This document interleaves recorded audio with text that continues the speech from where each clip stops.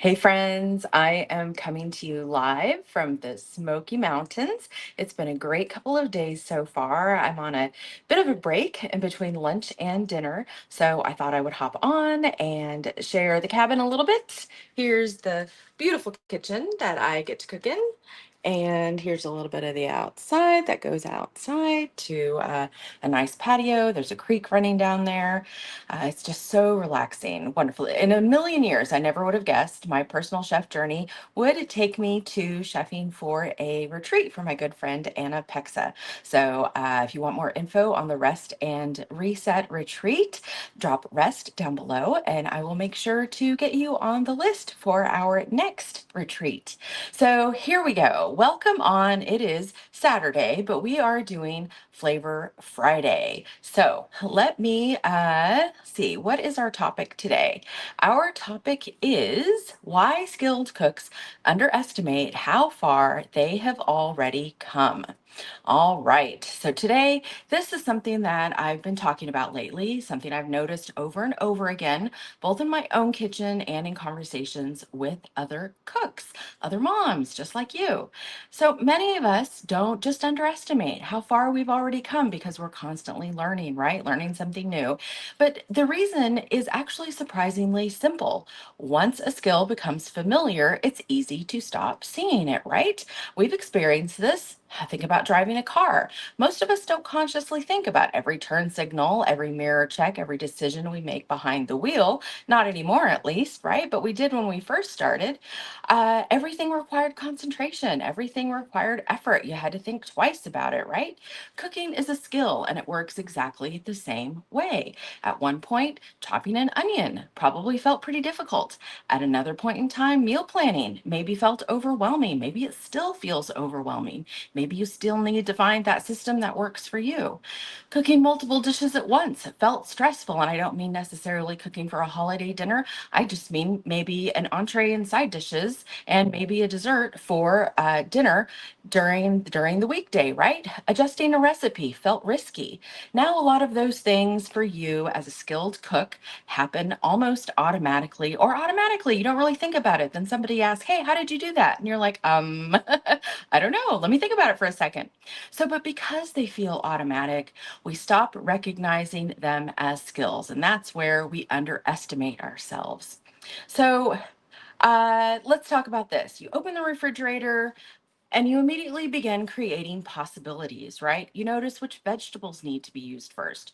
You know which ingredients work together. You can often tell what a dish needs before anyone else at the table says a word. That is expertise, my friend, but because it feels natural, it's too easy to dismiss it. So I hear women say many things like, "Oh, I just threw something together," or "I don't really have a system," but actually they do. And then they describe a process that many people would find incredibly helpful. So think about this question. What kitchen task feels easy to you now that once felt difficult? For example, making gravy. That's a huge one. Think about all those recipe packets, all those gravy packets, right? And to be honest, every so often I resort to that gravy packet. Roasting vegetables, planning a week's worth of meals or even a month. Cooking without a recipe. Remember, recipes are guidelines. They are suggestions. They are sort of the best the best practice. And then you make your own riff on it. Managing leftovers, which is what I've been doing here on this retreat. We're halfway through, and I'm looking at what we've already cooked, what we still need to enjoy, ingredients that need to be used up because, we're all from out of state. We can't take anything with us. What do we need to use up by tomorrow? And I've had to do some pivoting. Seasoning food confidently. Drop it down below if you're watching this live. Sometimes we need to look backwards in order to see how much we've actually learned. Let me take a breath and a sip of coffee. Another big misconception that we have about skills is that confidence comes first. But if you think about it, because right, you think, right? Once I feel confident, then I'm going to give it a try. But in my experience, and I'm sure in yours as well, it's actually the other way around, right? Confidence comes from building the skill. It comes later. It's built through the repetition. And if you have kids in sports, had kids in sports, you see this with your kids, right? They build up their confidence through the repetition, through the practice, through the drills, through the over and over, right? So with dinner, you cook dinner, you make mistakes, you adjust, you try again, you learn what works. And over time, those experiences stack on top of one another. That's where your confidence comes from. It's not certainty, it's experience.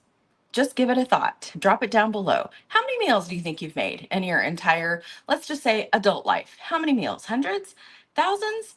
Every single one of those meals that you prepared taught you something valuable, even if you didn't recognize it. Here's another question. What are the three top meals that people ask you to make repeatedly?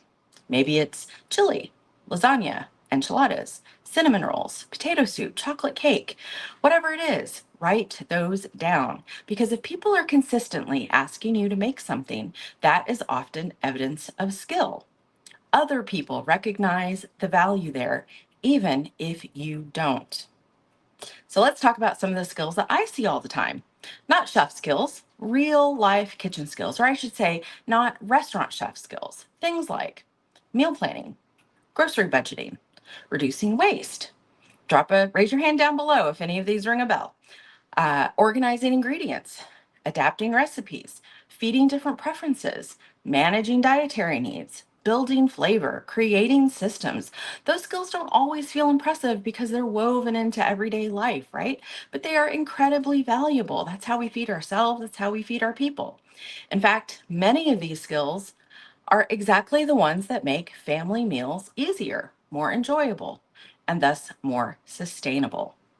So take a piece of paper, write this down, right? I always want you to take away something practical, something that you can implement right away. All right, what food problems do people often ask you to help solve? Or maybe you've even asked the food problem questions that need solving, right? Maybe they are, what should I make for dinner? How do I meal plan? How do I use leftovers? How do I make vegetables taste better? How do I cook for picky eaters? And I've got a bone to pick about the picky eater phrase. Those questions reveal something very important. They show where you have developed experience, and often that experience is actually expertise. So, one reason that I'm talking about this today is because I think too many people, spend too much time focusing on what they don't know. And that can be evidence of a great lifelong learner, right? But it's not helpful when we're trying to recognize skills. So, we focus on what we still need to learn, what we aren't good at, where perhaps we lack confidence. And then we overlook the skills that we've already built. But growth doesn't happen by ignoring what you've learned, right? You got to give yourself some credit. It's okay to give yourself a pat on the back. Growth happens when you recognize what you've already accomplished and you continue building from there. You may not know everything. Most of us don't know everything, right? But you may be closer to knowing what you need to know in order to become a personal chef than you actually think or to earn from your skills. So, if there's one thing that I hope you take away from today's conversation, it is this. Don't overlook the skills that have become normal to you.